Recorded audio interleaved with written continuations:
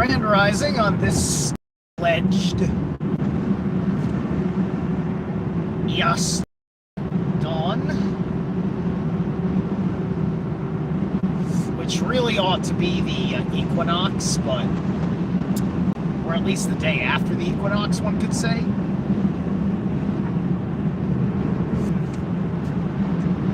I was born on Easter, and Easter was not on the equinox in 1980.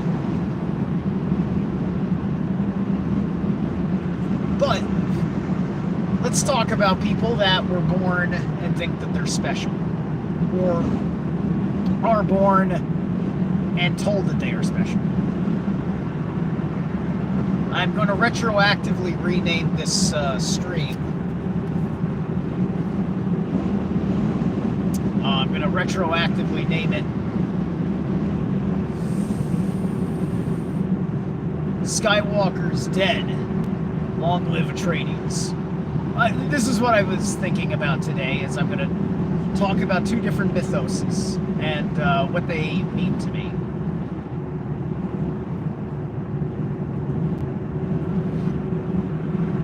So the joke has been in the memeverse that Dune is just Star Wars for people who listen to it. I fucking love that analogy because it's very on point. So let's talk about the difference between the hero's journey of the chosen one, Luke Skywalker, versus the hero's journey of the chosen one,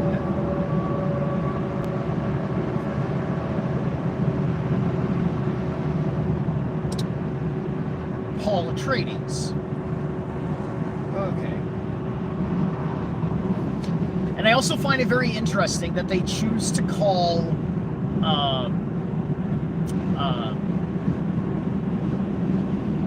God of War's son, Atreus, like Atreides.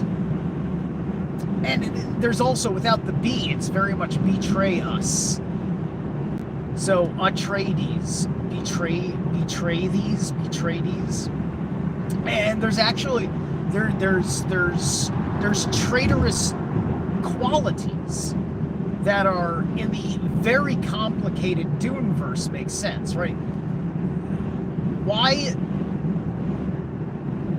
we have Denis Villeneuve's version of Dune? Because in our culture, the things we value the most, we wish to see done in high quality cinema. What's up, LFC for life? I don't know you. Welcome to the channel. How'd you find out about me? So in the Star Wars universe, things are much more black and white, right? The Empire was your atypical space Nazi, and then you had the rebellion, which was the spirit of this republic, which was anti-authoritarian. And then, of course, there's the subtext of the racism, where the is white people with white men in charge and in the military, and if they have aliens, they're mercenaries, right? And even then, their most trusted mercenary was a fucking human of a Mandalorian stock, and the Mandalorians are a very fucking, like, tribal fucking merc group. Mandalorians would probably be like the Hessians as a culture, if you understand, if you catch the drift.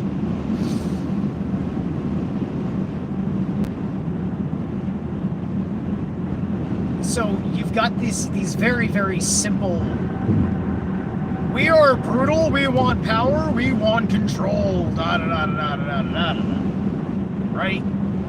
It's a very simple archetype. And so, you know, Star Wars didn't start playing with the idea of a gray Jedi until, you know, George Lucas just let people write books about it that were technically of canon, because it was the only thing outside of Star Wars were those fucking books.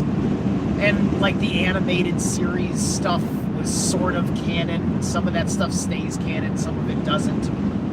Star Wars didn't know what it was canonizing, ultimately. They had no fucking clue what they were canonizing outside of what the footage of the original 3 films were.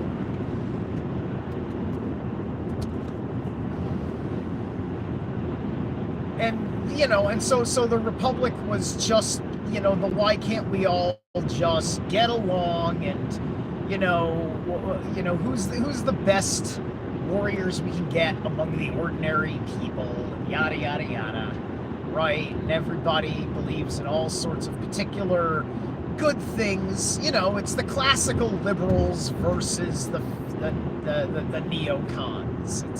That's what it is, right? This is like before, you know, this is before there was the neocons and the neoliberals, right? And like they play down neoliberals. Neoliberalism, like, people didn't even start talking about neoliberalism until you started getting like 4 years into the Obama administration.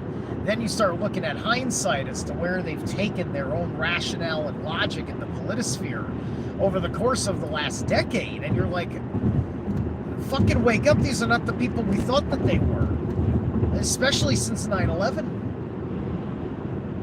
So we became more complicated. Although the political realities that were laid out in the prequels were quite apropos to explaining things to get us to where we are now,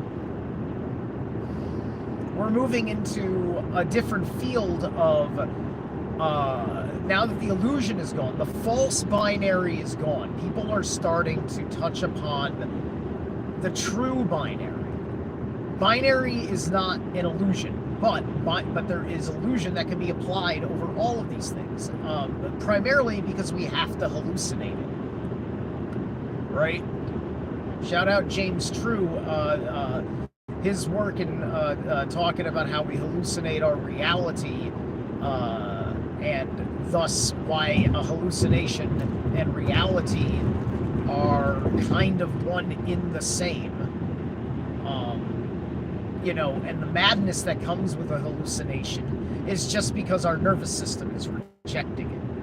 And that's all that really is. It's conflict between the nervous system and the higher mind. And, you know, that needs to be reconciled. That's fair. And people just mistaken that for a bad trip because we forgot what it was like to be a culture that said, let us be masters of the natural world, which means taking in the natural world and learning the lesson from it, taking it in ingestion, right? But if you do not take time to balance yourself as a grounded man, this is where the trouble arises, right? Because in the feeding, although it is creating the greater hallucination, this is important because this is not what Star Wars gives you. The Force is not about like this level of visions. I mean, the only, for the most part, like, you know, like as far as canon that most people know about the Force is that, like, you know, you get like the intuitive feeling about, you know, oh, it's gonna go that way or it's gonna go this way, right? Like that, like the Force is more about those intuitions. Like, these are minor levels of forethought. It doesn't give you the depth of the higher cognitive function, right? Because it's mostly concerned with meditation, and there's no fucking substance use at all, because the movie is for the profane, and it is to keep you in profanity, to say that you can do all of this without drugs. You can do something, and do something that's gotta feel that may be acceptable for you without drugs. But you need to give all of Freya's available offerings a try. Right? Or you don't have to do that, but you should look and you should know the wisdom in being in for so doing that. Right? Because I've only taken so many things. Especially because they can be very hard to come by. And I don't want to sit there and then get a taste because I stuck my toe in the water and it went great. And then the only other time I can do it again is to stick, it's just like I just got to keep sticking it'll take me forever to get to the point where I'm like, okay, heroic dose. Right? I thought I was ready for a heroic dose of albino penis envy. And I was. But I still, it was still goddamn fucking tough. I had to go through upsetting emotions that I kept, that I had to keep my thoughts about me while my mind was struggling to hold thoughts.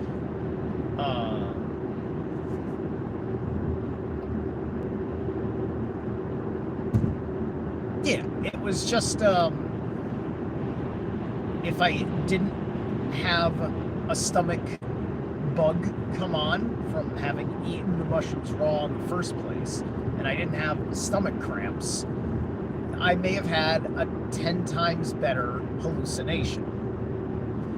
So let's get back to my point about our difference here between Star Wars and Dune, because I haven't poked enough into Dune yet since I started yapping my mouth.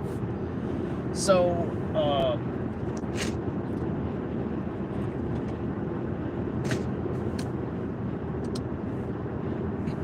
since the veil has effectively fucking dropped over the course of the last, 8-ish years,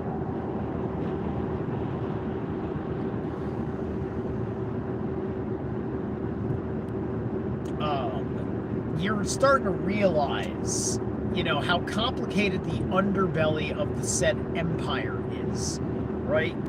Because in Dune, one thing Frank Herbert makes perfectly clear is that an all-powerful empire is still largely based on concepts of consensus, right?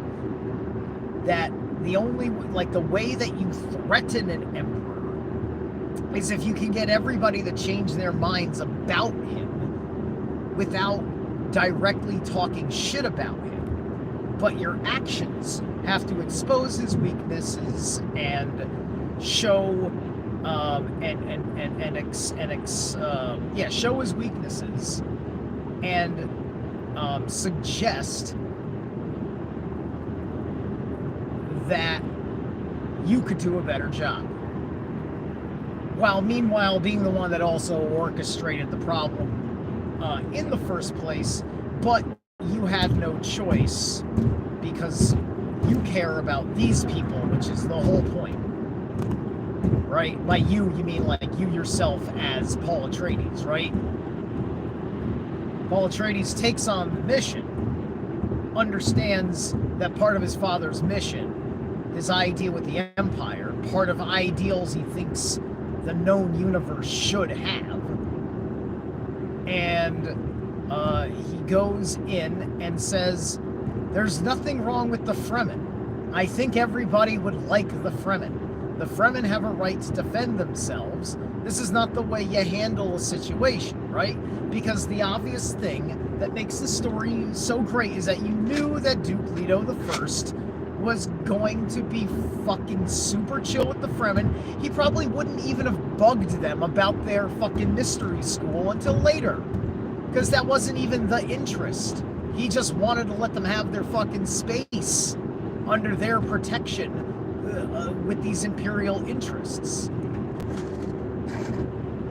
You know, and it's just something that they have to fucking deal with over the fucking generations of people that have just simply used their technology to rationalize flexing their power on this planet just for a particular resource and having zero interest in the Empire reciprocating anything back to you and acting like you don't deserve the same humanity that my kingdom gave to our people, right? And my understanding is that, you know, Paul Atreides, we're talking about Greek culture, and Harkonnen is kind of like Germanic culture, is kind of the idea. But in many ways, the way Paul operates as a kind of a what you gonna fucking call him? Who's the other demigod? Who's the Clash of the Titans demigod? That one. Anyway, Perseus. Perseus. Person of Zeus. Anyway, Perseus.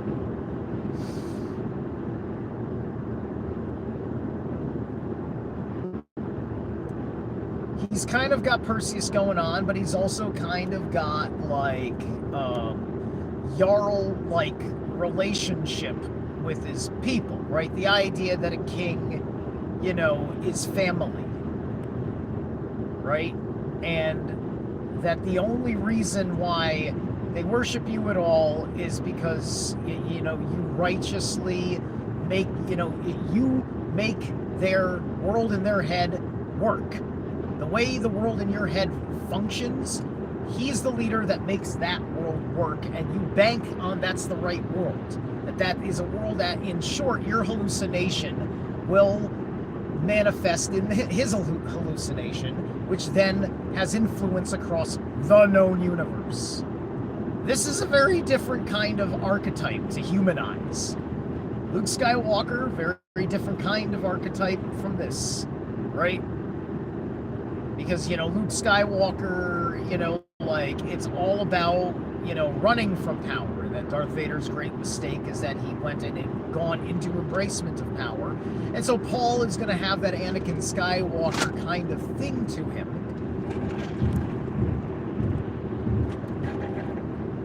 Because they're going to play the how do I deal with that blood in me that is part Harkonnen. You know, I've only known to despise the Harkonnens. Now I am quarter Harkonnen, right? So that's running through his fucking heart. His heart. That will then manifest into thoughts in his head as he sits with it. We get the reluctant hero archetype of Paul Atreides, and you're looking for him. I think it's the same kind of insecurity a lot of people like me can feel, where it's just like, you want me to be a hero, do you? I think I might be a monster, like, to you, and it's just like, you're gonna be all right with me, but I don't know if you understand that you're gonna be all right with me, because I'm the one that, like, I have to go werewolf, and I don't know if you want me to go werewolf, and this aspect of my disposition dictates my level of relationship with you. And this is especially for the women. There are women that I'm very fond of, that I keep great distance from, because it's just like, you ladies, I love you, but you don't get it. And I don't need to see you go delirious because I keep the emotion of anger sacred within me. Right? It's this kind of thing. right? So Paul is just like, are people gonna let it out? Because, you know, the whole movie, it's just like, yeah, I could do good, I could do good. Oh my God, but I'm just a human being. Jeez. Ugh. I want to do right by these people, but this could start a fucking war, and yada, yada, yada. And finding that certainty, and having to go into the depths of himself, having to go into the depths of a relationship with his land, because the land of the Fremen has to become his land too, in order for anything to work.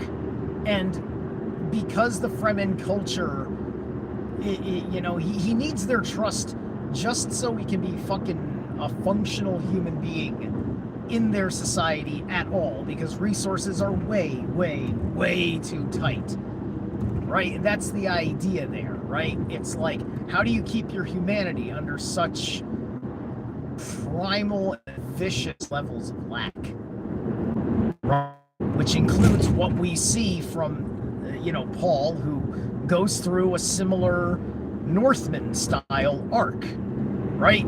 He goes from being a Jarl to pretty much like thrall status, and then he was Carl for the entire second film, and then after he rides Shai Hulud, he and fulfills one or two more aspects of prophecy, right? You know, because I don't think any of us want to have this invisible hand of a perhaps infernal feminine, you know, manipulating and guiding us, right?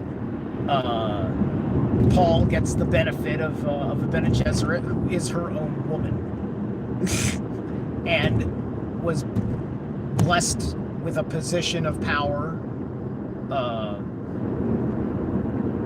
within a house, and serves that house above the Bene Gesserit in her heart, making dealing with what she has to for the sake of her world and her family, right?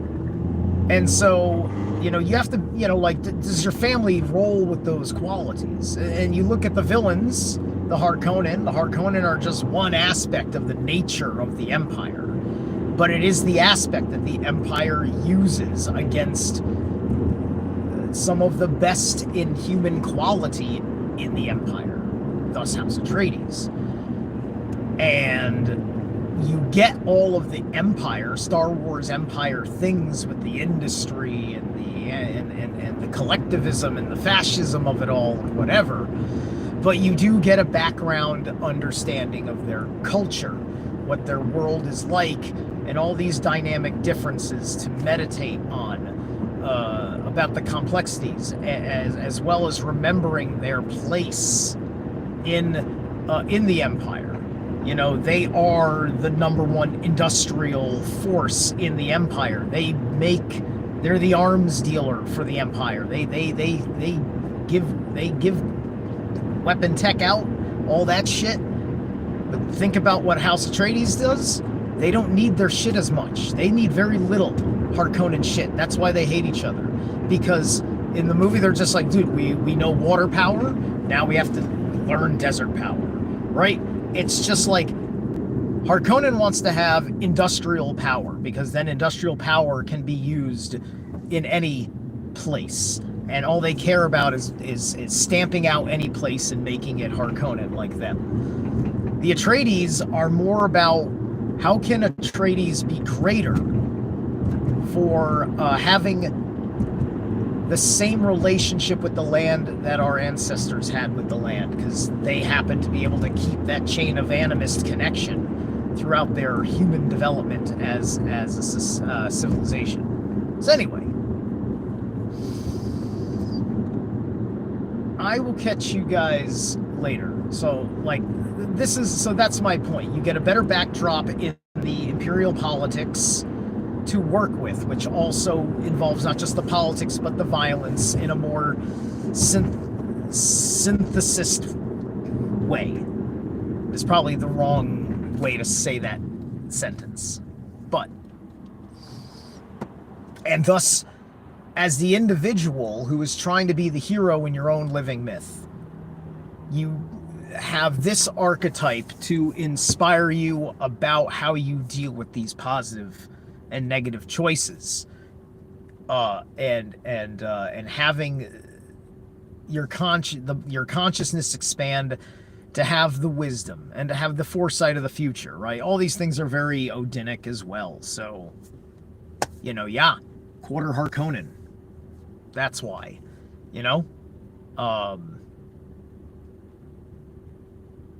I will catch you guys later.